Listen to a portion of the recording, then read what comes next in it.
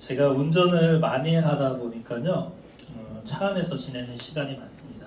그러다 보니까 여러 가지 제가 강의도 듣고 차 안에서 설교도 듣고 찬양도 듣고 이렇게 하고 있습니다.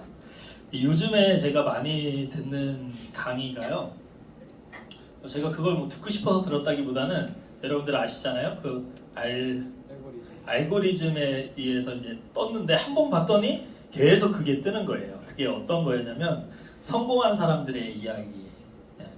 제가 성공에 관심이 있었는지 한 번 클릭했는데 그게 계속 뜨더라고요. 그래서 요즘에 그런 강의를 우연치 않게 계속 제가 듣게 됐어요. 그 성공한 사람들의 비밀, 이런 제목으로 이렇게 강의가 있기도 하고요.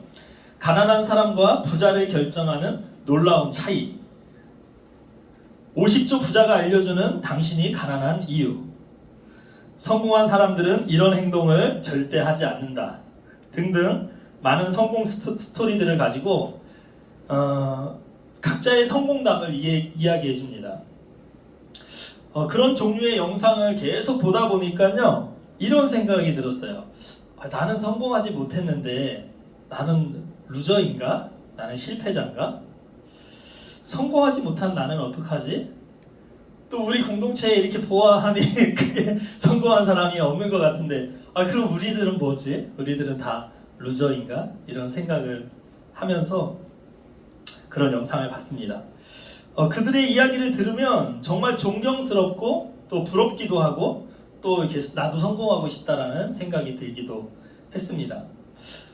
돈을 많이 버는 것, 그래서 성공했다고 당당히 말할 수 있는 것, 그래서 많은 사람들을 부리기도 하고 또 많은 사람들을 섬기기도 하는 것, 너무나 멋지고 아름다운 일인 것 같습니다. 그러나 이 멋지고 아름다운 것은 꼭 성공한 사람만 누릴 수 있는 건 아니라는 사실을 우리가 잊지 않았으면 좋겠습니다. 사람들의 시선에서 성공하지 못한 삶을 살지만 충분히 멋지고 아름다운 삶을 사는 분들이 너무나 많이 있습니다. 묵묵히 자기 자리를 지키며 성공과는 먼 삶이지만 각자의 삶에서 소수 혹은 다수에게 꼭 필요한 삶을 사는 사람들의 이야기도 참으로 멋지고 아름다운 일이라는 겁니다. 우리에게는 각자의 부르심이 있습니다. 어떤 이들은 큰 성공을 통해서 하나님께 영광을 돌리는 삶을 삽니다. 요즘에 봤던 영상 중에 그분의 성함은 기억이 안 나는데요, 30대 젊은 분입니다. 30대 젊은 분인데 30대에 3천억의 자산가가 되셨어요. 그래서 이분은 영어 강사인데요, 많은 학생들에게 영어 실력을 높여줘서 좋은 학교에 보내기도 하고 또 그 학생들을 다른 삶을 살 수 있도록 길을 제시해주는 그런 멋진 멘토고 멋진 어른이었어요. 그 사람은요, 신앙도 신실해서 그 기아대책이나 월드비전 같은 NGO 단체에 그 단체하고 결혼을 해서 매월 수백 명의 아이들을 돕고 있습니다. 그리고 아프리카에 학교 100개를 세우는 계획을 세워 그 단체와 서약식도 마친 상태라고 합니다. 이분을 보면서 진짜 참으로 멋진 젊은이다 라는 생각이 들었습니다. 그런데 그분에게는 그런 부르심이 있는 거고요, 또 여러 종류의 부르심들이 있습니다. 어떤 이는요, 인적이 틈은 아주 시골에서 소수를 위해 큰 돈을 벌지는 않지만 구멍가게를 운영하면서 그 마을의 필요를 채워주는 그런 구멍가게 사장님도 있습니다. 또 어떤 사람은 식당 일을 하며 내 음식을 맛있게 먹어주는 사람들을 위해 정성스러운 음식을 준비하며 필요한 생활비 정도만 벌지만 그곳에 기쁨을 느끼고 보람을 느끼며 살아가는 사람들도 있습니다. 또 제가 아는 많은 분들 중에 적지 않게 목회자가 되어서 도시의 목회를 선택하지 않고 시골의 목회를 선택해서 성공이라는 길과는 먼 길을 스스로 선택해 작은 성도이지만 그들과 더불어 행복하게 살아가는 그런 귀한 목회자들도 있습니다. 뭐가 더 귀할까? 여러분들은 뭐가 더 귀하다고 생각하세요? 이건 뭐가 더 귀하다고 할 수 없는 거죠. 그렇죠? 각자의 부르심이 다를 뿐입니다. 중요한 건 그 부르심에 누가 더 진심인가를 하나님께서 우리에게 묻는 것입니다. 누가 더 충성하는가? 오늘 말씀의 주제가 진심인가? 라는 주제입니다. 여러분들은 하나님에 대해서 진심이십니까? 여러분들은 여러분들이 하는 일에 대해서 진심이십니까? 여러분들에게 맡겨진 사역, 어떤 사람은 큰 사역을 맡겨주셨을 거고 어떤 사람은 작은 사역을 맡겨주셨을 테고 나는 그다지 사역이 없어서 교회에서 청소하는 뭐 그런 사역 정도만 내게 맡겨주실 수도 있어요. 그런데 그 사역의 크기가 중요한 게 아니라 얼마나 진심인가를 하나님께서 우리에게 묻고 계시다는 사실입니다. 오늘 말씀은요, 신명기 6장 5절인데요. 너는 마음을 다하고 뜻을 다하고 힘을 다하여 내 하나님 여호와를 사랑하라. 오늘 말씀에서요, 우리에게 묻는 거예요. 너는 진심으로 나를 사랑하느냐? 너는 진심으로 이 땅에서 살아가고 있느냐? 한 달란트를 받은 자나 두 달란트를 받은 자나 5달란트를 받은 자나 하나님은 누가 더 많이 남기느냐에 관심이 있는 게 아니라 누가 더 충성했느냐에 관심이 있으시다라는 사실을 우리가 기억했으면 좋겠습니다. 오늘 이 본문 너는 마음을 다하고 뜻을 다하고 힘을 다하여 내 하나님 여호와를 사랑하라 라는 말씀은 모세라는 분이 이제 신명기에서 말씀한 내용인데요. 이 모세에게 하나님께서 말도 안 되는 미션을 주십니다. 어떤 미션이냐면 이스라엘을 구출해내라. 애굽에서 이스라엘 백성을 구출해내라. 그 당시에 이스라엘 백성이 애굽에서 종살이를 살고 있었는데요. 종살이를 살고 있는 이스라엘 백성이 약 200만 명이라고 우리가 추산을 합니다. 200만 명의 백성을 이끌고 애굽을 탈출하라는 미션을 하나님이 모세에게 주셨는데 이거는 말이 안 되는 거예요. 200만 명의 그 백성을 이끌고 애굽에서 탈출한다라는 거는 한 사람이 탈출하는 것도 어려운데 200만 명을 이끌고 모든 민족을 이끌고 탈출하라는 하나님의 명령은 모세에게 말도 안 되는 명령이에요. 모세가 그래서 이렇게 반응합니다. 하나님, 저는 못합니다. 저는 말도 못하고요. 저는 그럴 만한 능력이 되지 않아요. 저는 못합니다. 그 모세의 행동을 보면 하나님을 불신하는 것처럼 느껴지기도 합니다.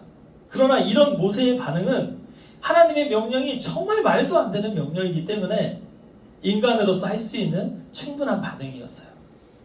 결국은 여러분들도 아시다시피 모세는 순종합니다. 말도 안 되는 하나님의 말씀에 순종해서 실행에 옮기기 시작합니다. 하나님의 말씀을. 그리고 모세가 그 애굽의 왕 바로 왕 앞에 섭니다. 여러분, 모세가 바로 왕 앞에 서는 그 행동 자체가 목숨을 건 행동이에요. 모세는 도망자예요. 애굽으로부터 살인자, 뭐라 하죠? 그 수배자라고 하나요? 수배자. 네. 그 살인자로서 수배에 이렇게 내려진 그런 사람이에요.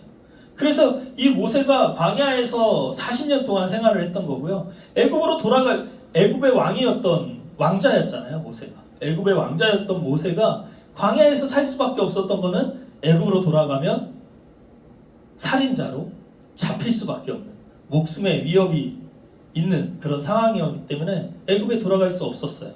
그래서 이 모세가 애굽의 바로왕 앞에 선다는 것 자체는 목숨을 걸고 서는 거예요.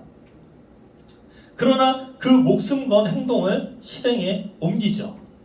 여러분들이 너무나 잘 아시겠지만 그 모세가 바로 앞에 서서 이 백성들을 구출해낼 것을 얘기했을 때 바로가 그 얘기를 들어주질 않죠. 당연히.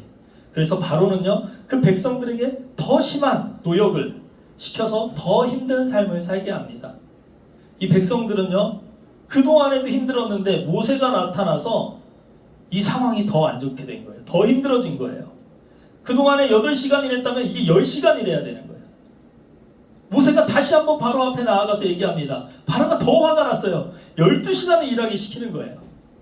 먹는 것도 적게 주고. 그러니까 이스라엘 백성들이요, 원망이 하늘을 찌릅니다. 모세를 원망합니다.